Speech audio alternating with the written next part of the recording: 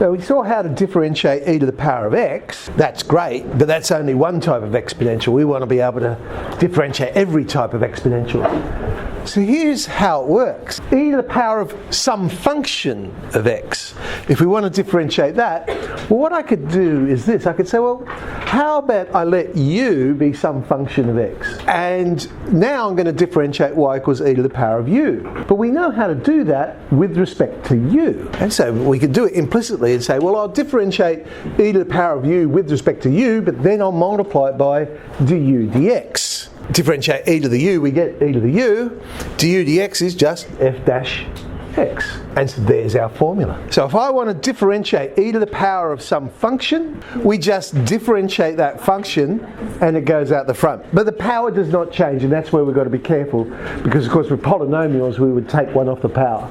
With an exponential, power stays the same. We don't change it. Well, that's if the base is e. What if the base is something else? How do we deal with that? And basically we do it exactly the same, but one slight difference. We also multiply it by the natural log of a. Basically it comes from the change of base formula. We could go and show that it turns out to be that. So we still do it, differentiate the power, bring it to the front, but also multiply by the log of a, the natural base of a. Y equals e to the x. If they give us this question, we just say, thank you very much. How easy is that? Oh, e to the power of x doesn't change. E to the 5x, we differentiate the power. Differentiate 5x, we get 5. So it's 5e to the 5x. 4x plus 3, again, just differentiate the power. We get 4e to the 4x plus 3. The power does not change. Doesn't have to be linear, quadratic. Differentiate that, we get 2x plus 3. Again, power does not change. We get a question like this then. Find the tangent to y equals e to the 2x plus 1, but at the point 1, and the y value, the exact value for it, is e squared plus 1. Right, well, in order to find the tangent, I need to know the slope. That's where we use the gradient function.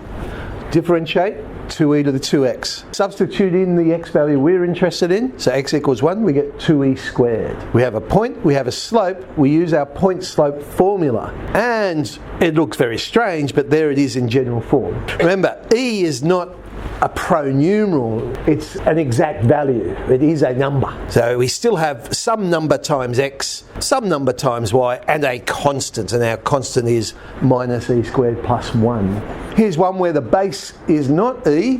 What we said was, no, do it exactly the same. The only difference, multiply by the log of 4. So let's talk about the natural logarithm. The logarithm that is base e. Inverse functions. So log is the inverse. We call it the natural logarithm. So if y equals e to the power of x, then x is the log of y, but the base is e. Other ways we can write it is just ln y. So ln stands for natural logarithm. If you just see log y, we assume it's the natural base. Once upon a time, we used to assume it was base 10. But that was back when we were using maths tables, and the tables were all base 10. So often we would refer to those. Nowadays, you just see a log, we assume. It's probably safer just to use ln, and then there's no confusion whatsoever. So if I want to simplify 1 over e, the log of it, well, that's log e to the power of negative 1. I can bring the negative out the front.